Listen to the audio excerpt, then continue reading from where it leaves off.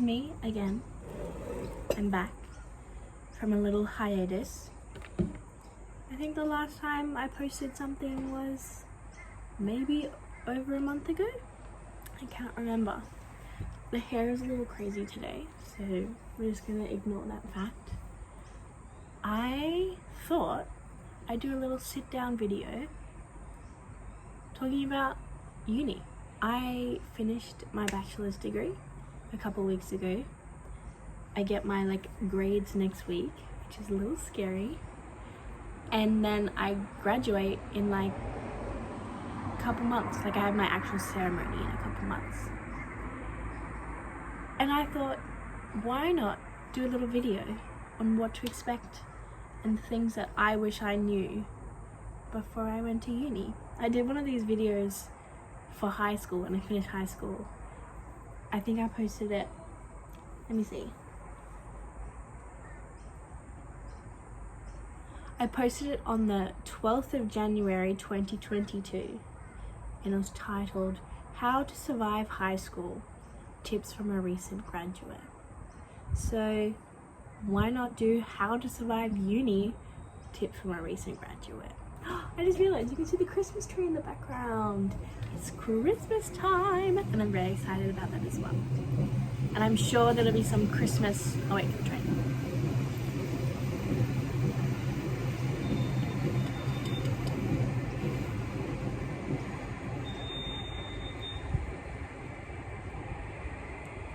I'm sure there will be some Christmas videos coming soon. I'm in a very good mood this week. It's probably because I saw Hosier a week ago. No, on Monday, so a couple days ago. Another train.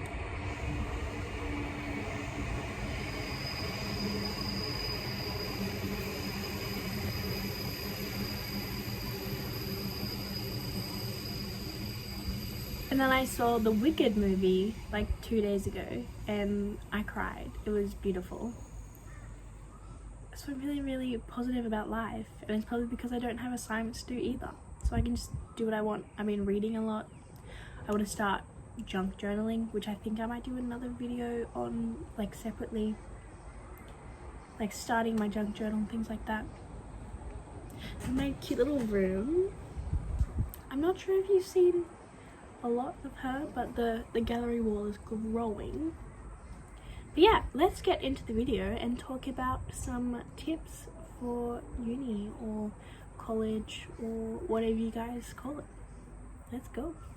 I want to start first with the weird transitional period between school and uni if you're going straight from school.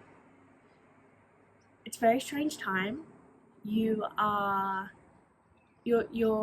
I don't want to say losing friends because naturally people change and your lifestyles change and routines, so you might start to move away from some people, and naturally that's quite tricky, especially if you're really close through high school.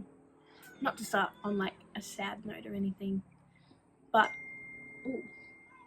naturally that just is a thing that happens when you are no longer around someone every day. You can and you will find friends. It feels really daunting and almost I definitely know I felt quite isolated after high school finishing, because I moved back home to my parents' place, which was in over an hour away from my friends. So it was a lot harder for my friends to hang out with me, and then I would spend a lot of time working, so I couldn't really hang out with my friends. So then just space kind of fell between us and made it quite difficult. But you will find friends, I promise. Just trust the process. Sit in the discomfort of the transition, because even though it doesn't feel like it will all sort itself out. You just have to, you've got to grow, and growing is uncomfortable, unfortunately. If it was easy, it wouldn't be worth doing. So sit in the discomfort, try and do things for yourself, find a hobby. Hobbies are great, or get a job if you haven't. Just try and fill your time with things that fulfill you and obviously hang out with friends. You know, your friends are still there. It's just a bit trickier. Hello. It's just a bit trickier than it normally is when you're in high school. Speaking of friends, let's start there. Finding friends in uni is tricky because, I mean, depending on your degree, you're not usually with the same people every class. So it's really hard to build those sort of like foundational aspects of a friendship when you're only seeing this person for an hour, 2 hours a week. I was lucky enough to meet a person who I consider one of my closest friends now in first year, but it honestly wasn't until the end of first year where I probably considered her to be one of my friends. The funny thing with uni is that you sort of find these people that you start sitting with, or you start walking to class with, or maybe sharing notes or exchanging Instagrams, and then you don't really hang out outside of uni, which is what I found to be a really normal thing. Like, you just have your friends that are your uni friends, but you only like interact with them within like the ecosystem of the campus, which is strange because obviously it's very different to your like high school routine or your normal school routine where you're, you know, normally in the same classes as most of your friends, and you eat lunch with them and you eat like morning tea and you can hang out after school with them. Like, it's a lot. Like, it's friendships with like convenience because you're hanging out with each other all the time. Whereas with uni friends, you kind of need to take the extra effort to grow those friendships if you want to like extend them beyond just like uni acquaintances, I guess. So it all starts with like kind of putting yourself out there, I guess. You know, sitting next to new people, trying to start conversations, or getting like Instagram handles or social media, phone numbers, things like that. And then being like, hey, do you want to like get coffee after class? And they'll be like, most of the time they say yes, but sometimes they'll be like, hey, I've got something after, I can't. What about this day? Usually in first year, everyone's in the same boat. Nobody really knows what they're doing. No one knows where they're going. So everyone's kind of desperate to sort of hang out. And even if those friendships don't go anywhere later in those years, like, it's really nice to have a familiar face in your classes where you can be like, oh, I have someone to sit with today, or if I'm away, I can grab notes from that person and things like that. So I really recommend, as scary as it is, I get it. I'm also terrified of social interactions. But as scary as it is, like, trying to put yourself out there and being like, hey, do you want to get food before next lecture or something like that? It's as simple as that. And usually, like, there's a lot of first year mixes and things like that, which I would recommend going to, because you can meet people, or even just like, not even meeting people, it's just like starting to feel like a part of this like community that is, I don't know, for me, because I went to a smaller-ish school, uni is like just blown the community feeling out of the park, because there's so many people on campus, so many people doing their own thing, that like you don't really have that sense of community unless you're doing like smaller, tight-knit majors and things like that. But yeah, my tip is put yourself out there, go to things. If you have the time in your schedule, join like social clubs and things like that. Like, a big motto that I went into uni was just like, try as much as I can, embrace the unknown, and just kind of, again, sit in the discomfort of not really knowing where you fit, but trying as many different things, and like being okay if it doesn't always work, because eventually you will find someone and you will find a little group, and hopefully then you can hang out with them. Yeah, so that's friends. It's really different, and I think it's scary to think about, but you really fall into a routine and you can find the people.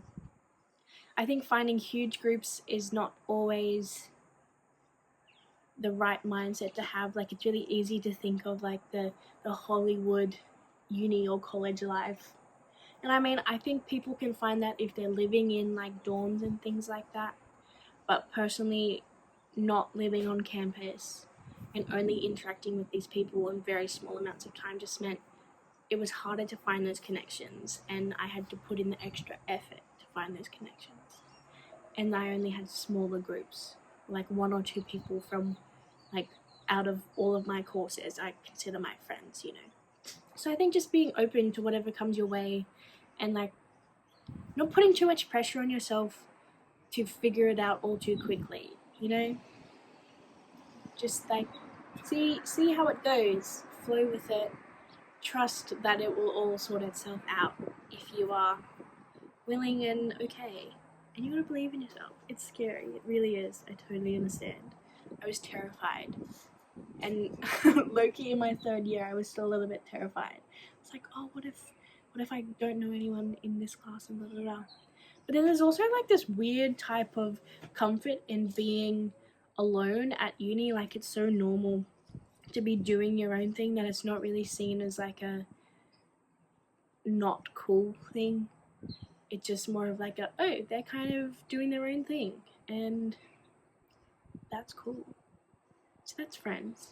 What should we talk about next? I guess we could talk about coursework and what to expect, and then like the difference between the expectations from your like lecturers and tutors compared to your like teachers from high school. I know everyone says this, but it is very much self-led. Like, obviously you can contact your tutors and things like that for help, but a lot of it is you just doing the work in the library or alone. Like, your class time is less than the amount of time you spend alone doing the work. Like, most of the time you're in class, contact hours are like 3 to 4 hours max, and then you're supposed to spend like 10 hours outside of class doing the actual work and like studying, things like that. Obviously it depends on what course you're doing, on what the nature of what you're doing at home looks like, and like how many contact hours you do spend on campus. But because my courses were arts based, it was quite theory heavy, so it was a lot of reading, a lot of doing like weekly reflections and things like that. I had a lot of plays to read. But then obviously other courses might have worksheets and more homeworky type things, if that makes sense. But again, it's just about reading what the course, like what you need to do for the course, going through the assessments beforehand. I really love a visual like countdown, so like popping them in your calendar. I'll see if I can find my calendar. This was, what was this month? September, and all of the purple was assessment and like coursework, which was kind of crazy. And it can go into October and November as well. All of the purple is like due dates for submissions and things like that. And then yellow was my classes and class times. And then I also used an app called just Countdowns. Sorry, my phone ran out of storage, but we're back. What I was saying was, what got me through my degree was Countdowns, the calendar app, and to-do lists.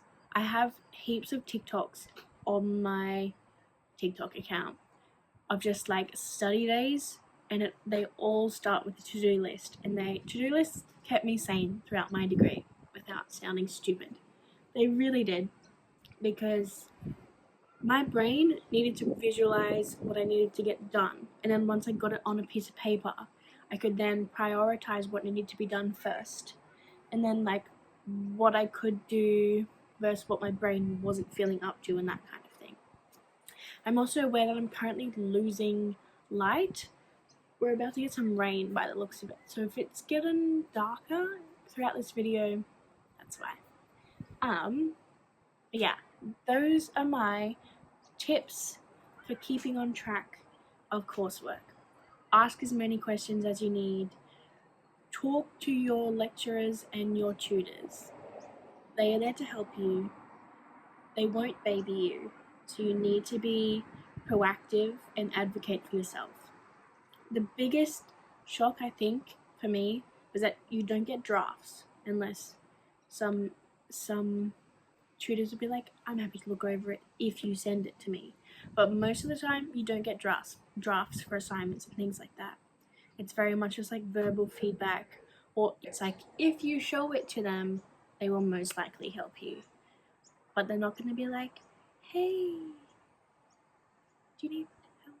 I mean, some of them might, but most of the time, you're kind of on your own for the first time, and that's scary. But make friends with the people in your class, ask questions, talk to your tutors, send emails. Like, they want to hear from you most of the time, and they're there to help you. Like, that's, at the end of the day, if you have a question, that's their job to answer it for you. Some of them might not be great at answering it, but at least they'll try. So that's that. Now I'm going to talk about some uni essentials that I think you should have. I think, first of all, you need a good bag. And that sounds so silly, but you do.